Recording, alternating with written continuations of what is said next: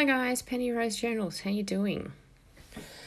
I didn't really have a plan for today, but I wanted to come along and just talk about books to start with. Here's a bunch of books. These are ones that I have either been given or I have found thrifting, none of which have either cost me any money or a very limited amount of money. So, but what I wanted to discuss was I was talking to a lady the other day, and I am blessed, if you like, to have a lot of room. I have a craft room.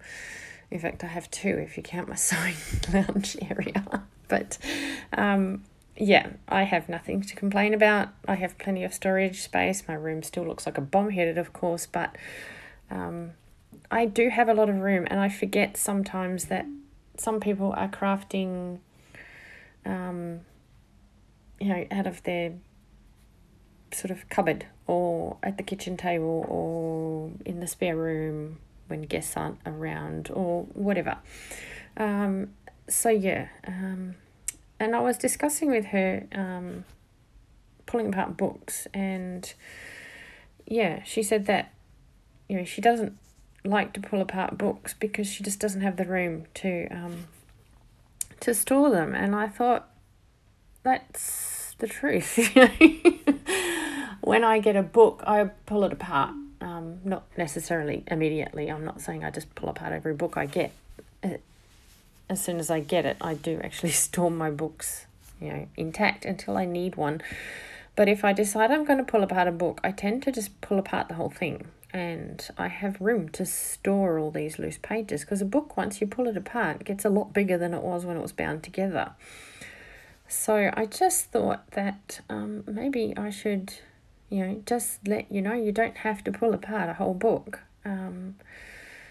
Just pulling out one signature is generally more than enough to do whatever project you're beginning with. So just pulling out a signature doesn't really change the size of your book, and it doesn't give you a lot of paper you have to store. You're either going to use it right away, or just flipping it around and popping it back in so that the spine is now sticking out of the signature block. It just stores it pretty much as flat as it was.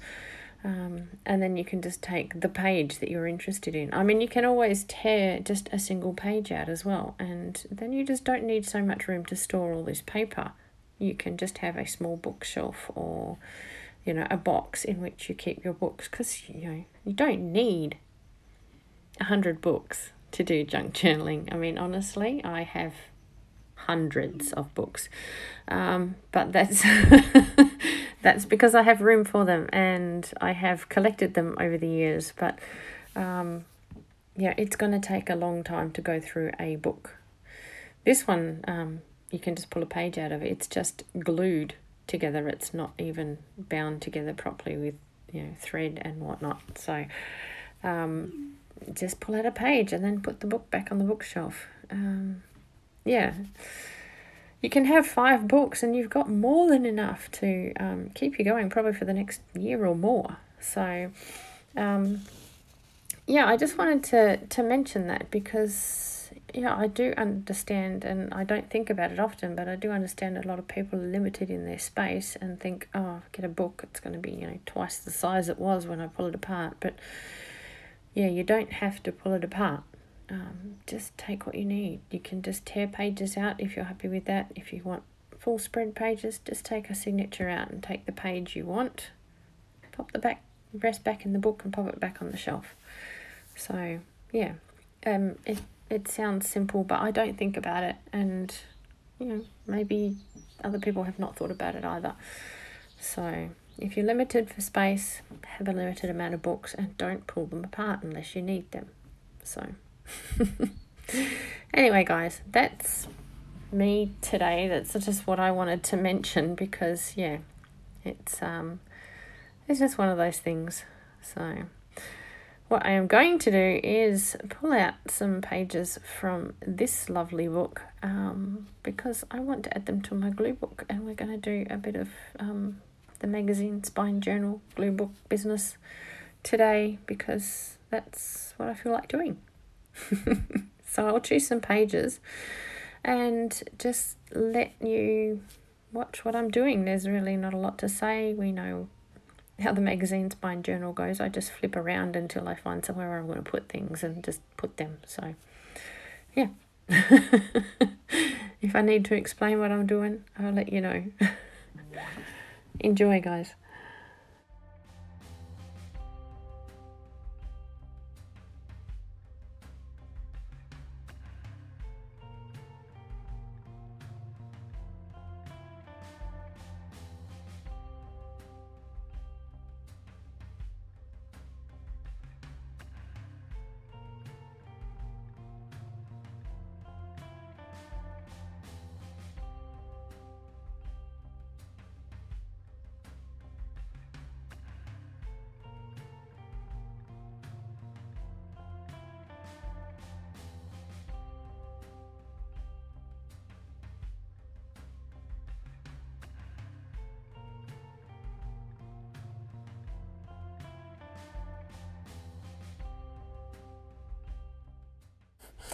I just like this dude.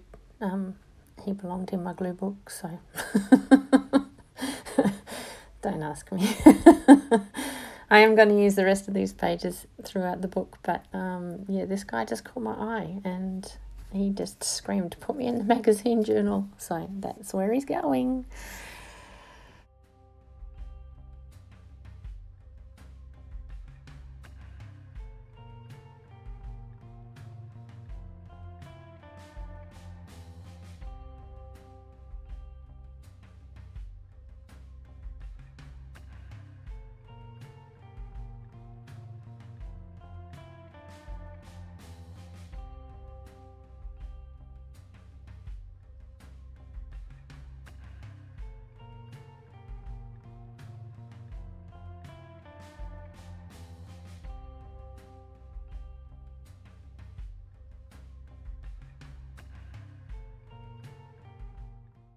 I want to cut this circle out, and I start with my big scissors and realise that I have tiny nail scissors that I can use that have a curve.